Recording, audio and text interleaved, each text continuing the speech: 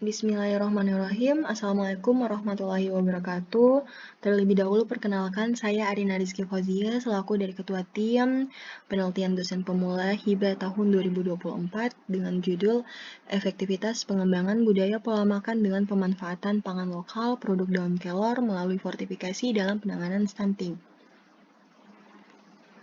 Yang melatar belakangi untuk melakukan penelitian ini melihat dari survei status gizi Indonesia, yang mana Kabupaten Sigi dengan angka prevalensi kejadian stunting tertinggi, yakni 36,8%, kemudian disusul Kabupaten Buol 32,7%, dan Kabupaten Banggai Kepulauan 32,6%.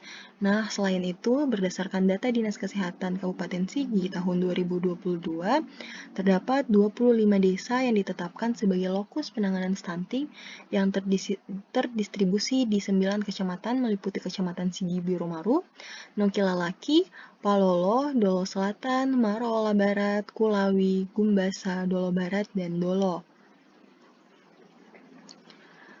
Mengapa daun kelor dipilih sebagai pangan lokal untuk penanganan stunting, yaitu melihat dari potensi daun kelor itu sendiri, yang mana mempunyai protein yang tinggi, kaya akan vitamin, serta mineral esensial, yang mana kandungan-kandungan ini sangat dibutuhkan untuk pertumbuhan tubuh.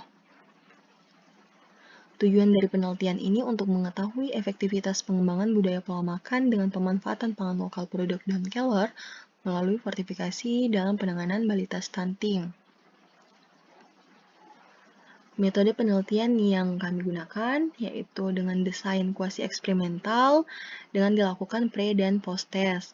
Sampelnya ada 60 balita stunting yaitu 30 kelompok intervensi dan 30 untuk kelompok pembanding. Kelompok intervensi diberikan dengan fortifikasi daun kelor tadi, lalu kelompok pembanding diberikan dengan biskuit dari pemerintah. Lokasi dan waktu penelitian, yaitu penelitian ini akan dilakukan di wilayah Puskesmas Kaleke, Kabupaten Sigi. Karena Puskesmas Kaleke merupakan jumlah terbanyak kejadian stuntingnya dan menjadi lokus penanganan stunting Kabupaten Sigi. Waktu penelitian dilakukan Juni sampai September 2024. Nah, tahapan penelitian tentu saja dimulai dari adanya izin penelitian terlebih dahulu, kemudian pengambilan data awal, lalu pengumpulan data dengan pengisian kuesioner, penginputan serta analisis data, hasil dan kesimpulan, dan dilakukan publikasi jurnal.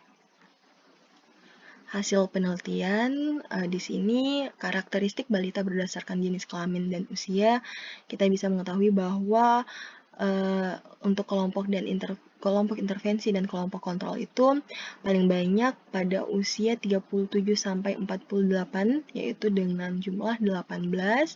Lalu jenis kelamin untuk kelompok intervensi dan kelompok kontrol totalnya itu paling banyak jenis kelamin laki-laki yaitu 32 orang. Nah, analisis secara rata dan selisih dari kenaikan berat badan balita sebelum dan sesudah perlakuan pada setiap kelompok dapat dilihat, yaitu dengan nilai independentitesnya 0,001, begitu juga dengan analisis secara rata dan selisih pertambahan tinggi badan balita sebelum dan sesudah perlakuan pada setiap kelompok dengan nilai signifikan independentitesnya 0,001.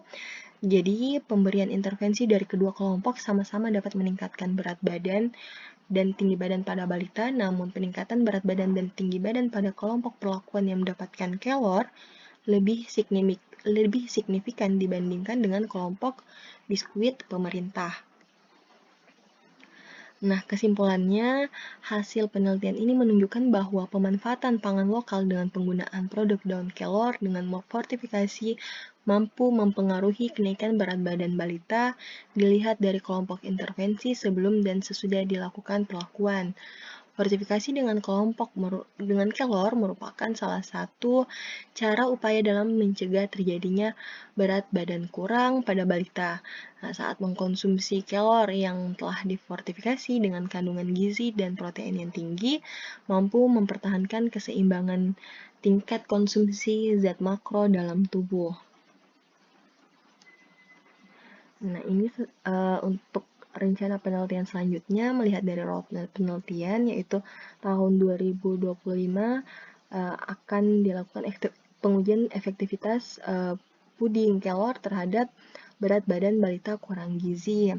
Lalu 2026 yaitu strategi pemanfaatan pangan lokal daun kelor sebagai kebiasaan pola makan dalam penurunan stunting. Lalu tujuan akhir dari penelitian ini, dari rencana penelitian ini yaitu implementasi kelor sebagai solusi pangan lokal pencegah stunting. Nah, ini luaran yang sudah saya dapatkan sampai saat ini. Yang kami dapatkan yaitu telah dipublish di jurnal International Journal of Health, Economic and Science, Social and Science, IJHES, dan ada poster yang memberikan informasi terkait fortifikasi produk pangan lokal daun kelor untuk mencegah stunting pada anak. Ini dokumentasi selama melakukan penelitian dari proses pengisian kuesioner, pengumpulan data, lalu penempelan poster yang dilakukan di rumah-rumah warga. Terima kasih, itu tadi penjelasan saya terkait dengan penelitian yang telah kami lakukan.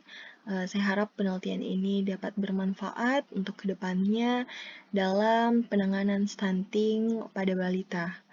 Saya akhiri dengan ucapan wabillahi taufiq wal hidayah.